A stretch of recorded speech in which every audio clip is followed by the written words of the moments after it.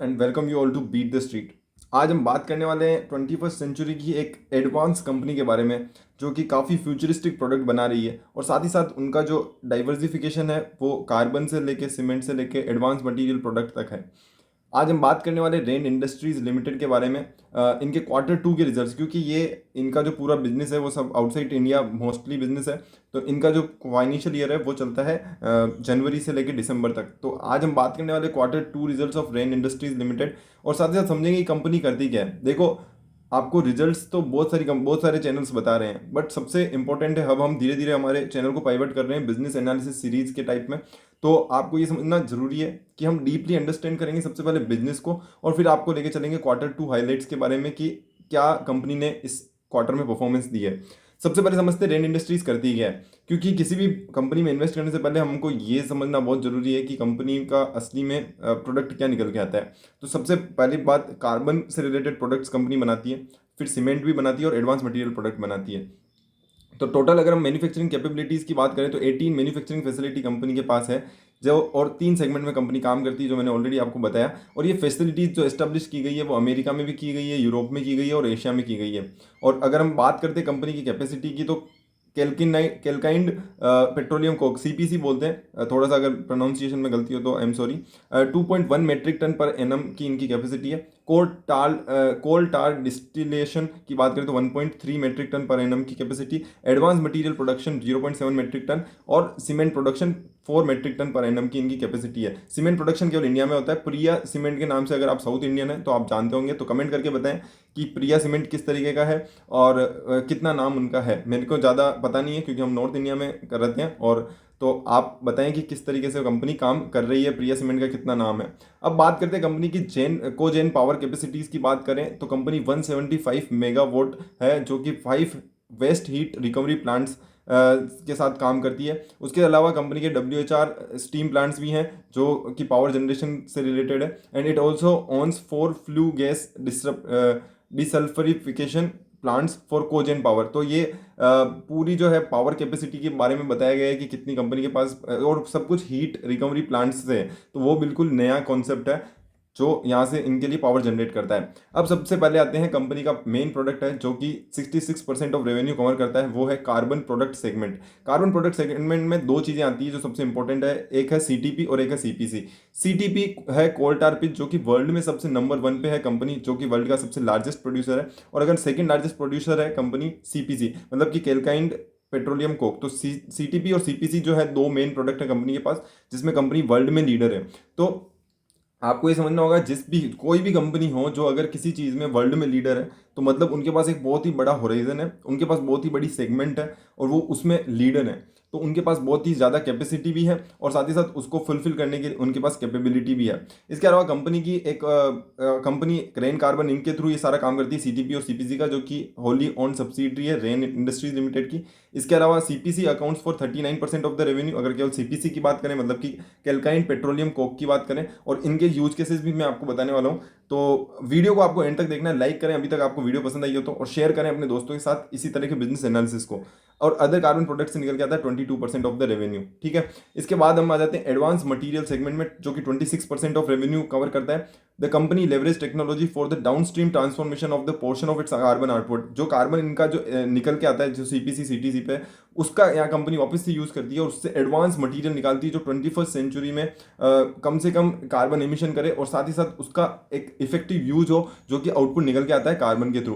Petrochemical and other raw material into high value material, उससे और ज्यादा हाई वैल्यू मटेरियल निकलते आते हैं, जो सबसे बहुत इंपॉर्टेंट पार्ट कवर करते हैं स्पेशलिटी केमिकल में, उनकी कोटिंग में, कंस्ट्रक्शन में, ऑटोमोटिव सेक्टर में। तो इन सारी जगह पर भी कंपनी के जो है प्रोडक्ट एडवांस मटेरियल के थ्रू यूज किए जाते हैं, जो कि company manufacturing facility Belgium, Canada, Germany, Netherland से निकल के आता है। इसके अलावा एडवांस मटेरियल में दूसरा प्रोडक्ट निकल के आता है, वो है रेजिन्स, जो कि 40% रेवेन्यू का कवर करता है। एंड फॉलोड बाई पेट्रोकेमिकल इंटरमीडिएरीज, जो कि 25% करता है। नेफ्थलीन के डेरिवेटिव भी ये कंपनी बनाती है जो 18% कवर करता है। एंड इंजीनियरिंग प्रोडक्ट भी कंपनी बनाती है एडवांस मटेरियल में, वो 17% रेवेन्यू का पार्ट कवर करता है। थर्ड सेगमेंट की बात करें तो सीमेंट सेगमेंट निकल के आता है। सीमेंट सेगमेंट में कंपनी अपनी Holi own subsidiary rain cements limited के नाम से काम करती है साउथ इंडिया में। प्रिया सीमेंट मैंने आपको बताया था, जो इनका ब्रांड नेम के थ्रू काम किया जाता है। इसमें दो तरीके के कंपनी के जो हैं वो निकल के आते हैं सीमेंट के प्रोडक्ट। वो है एक तो ऑर्डिनरी पोर्टलैंड सीमेंट, एक है पोर्टलैंड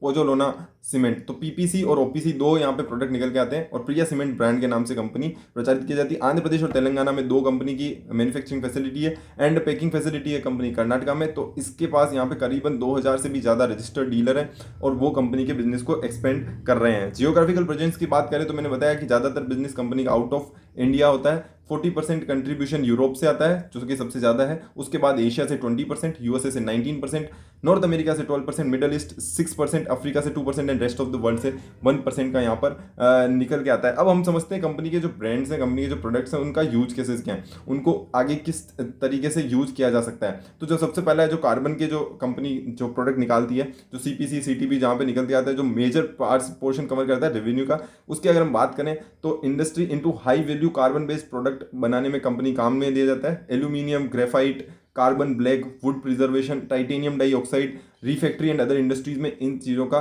यूज किया जाता है। इसके अलावा बात करते हैं एडवांस मटेरियल की। तो advance material is a raw material designed for cleaner, lighter and environment friendly 21st century application in speciality chemical, coating, construction, petroleum और अदर ग्लोबल इंडस्ट्रीज में यहाँ पर उस प्रोडक्ट का यूज किया जाता है, जो कि बिल्कुल डिफरेंट प्रोडक्ट्स हैं, जिसमें रेजिन्स आते हैं, डेरिवेटिव आते हैं, पेट्रोकेमिकल इंटरमीडिएट आते हैं। और सीमेंट मैंने आपको ऑलरेडी बताया, वो उसका यही यूज केस है। अब सबसे इंपॉर्टेंट चीज़ है वो हम कवर करने वाले हैं Q2 फाइनेंशियल ईयर 2022 के रिजल्ट। Q2 फाइनेंशियल ईयर 22 के result, financial year I am sorry current year 21 है, तो उसके रिजल्ट है, क्योंकि इनका जो पूरा बिजनेस है वो फाइनेंशियल ईयर के हिसाब से नहीं चलता है और कैलेंडर ईयर के हिसाब से चलता है। बिजनेस हाइलाइट्स की पहले बात कर लेते हैं कि sustained margin despite higher raw material cost, क्योंकि देखो कोरोना के कारण जो सभी बिजनेसेस हैं उनमें यहाँ पे कहीं ना कहीं इंपैक्ट पड़ा है और इनको भी यहाँ पे कहीं ना कहीं भारी इंपैक्ट पड़ा है, जिसमें रॉ मटेरियल कॉस्ट इंक्रीज हो चुकी है।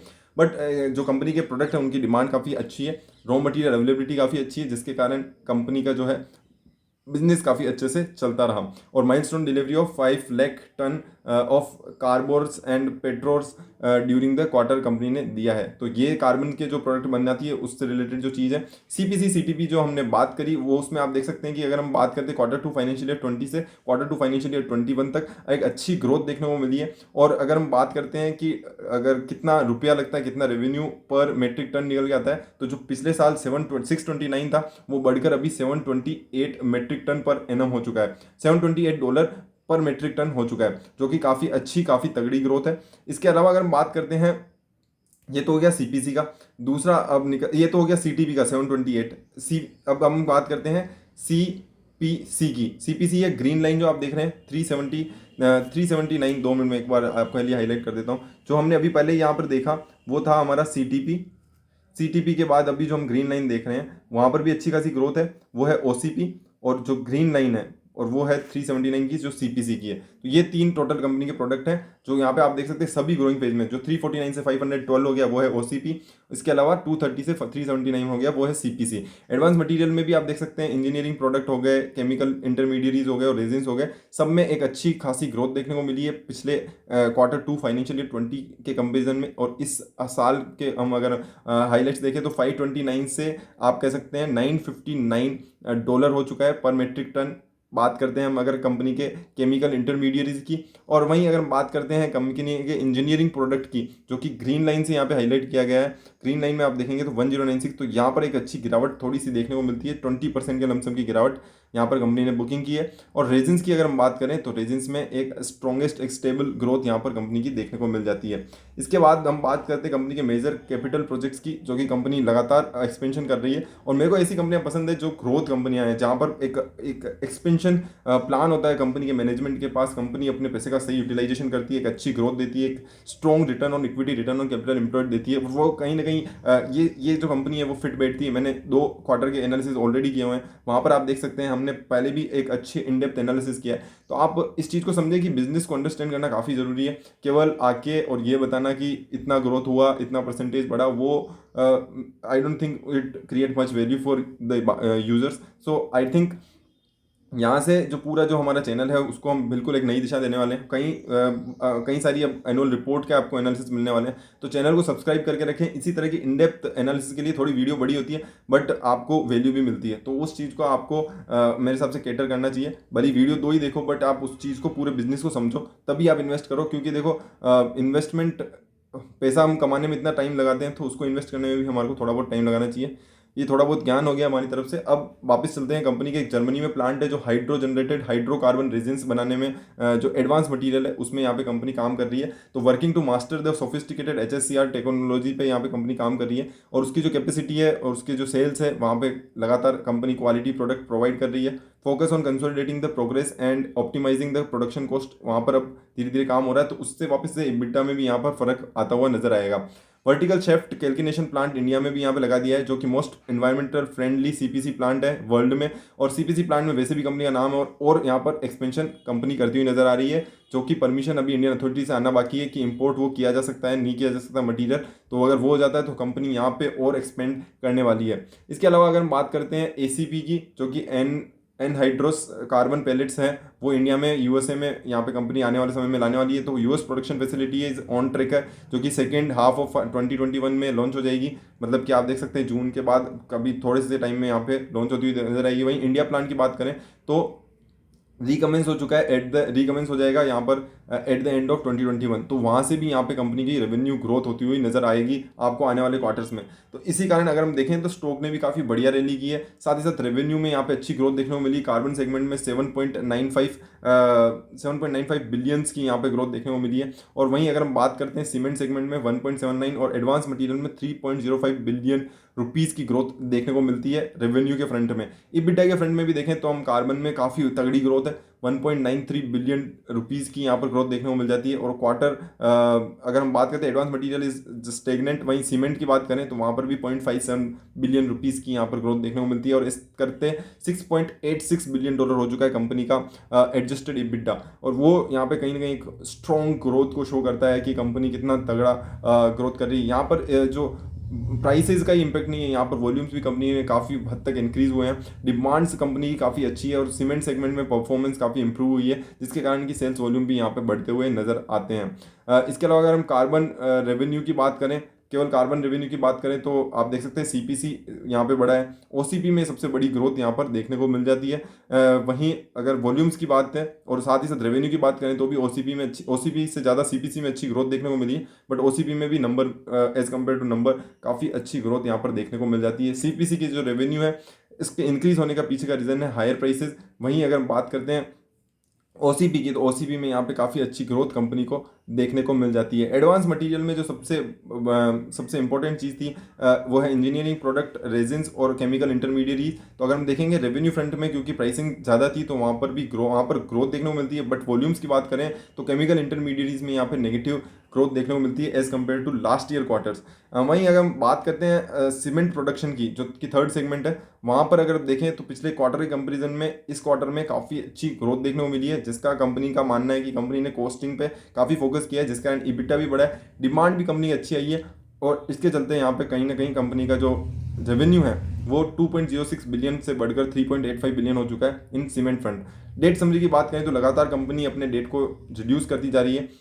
और अगर हम बात करते हैं कंपनी की अगर हम बात करें ग्रोस डेट की, तो पिछले पहले टाइम मतलब दिसंबर 20 में जो ग्रोस डेट था वो 1147 मिलियन डॉलर था, जो यहाँ पर कम होके अभी 1116 मिलियन डॉलर हो चुका है। बट कंपनी का जो कैश एंड कैश इक्विवेलेंट है वो भी उसके साइमल्टेनियसली कम हुआ है, जिसके चलते यहाँ पर जो चीज़ें हैं वो थोड़ी सी बढ़ती हुई नजर आ रही है। तो नेट डेट की बात करें तो 932 से 918 मिलियन डॉलर्स है वो यहाँ पर कम, मतलब नेट डेट तो कम हुआ ही है। तो ये सारी चीज़ें हैं। बट जो कैश एंड कैश इक्विवेलेंट है ना उससे भी बड़ा इंपैक्ट आया है, क्योंकि 280 मिलियन डॉलर से कम होकर 213 मिलियन डॉलर ही रह गया, जिसके कारण थोड़ा सा बाकी नेट डेट में और अच्छा इंपैक्ट आपको देखने को मिलता है, क्योंकि ओवरऑल लेवल पे तो कंपनी ने अपना डेट को रिड्यूस किया ही है। तो ये सारी वीडियो रही आपके लिए रेन इंडस्ट्रीज लिमिटेड की। अब हम इसके एक बार चार्ट पे भी देख लेते हैं कि क्या चल रहा है।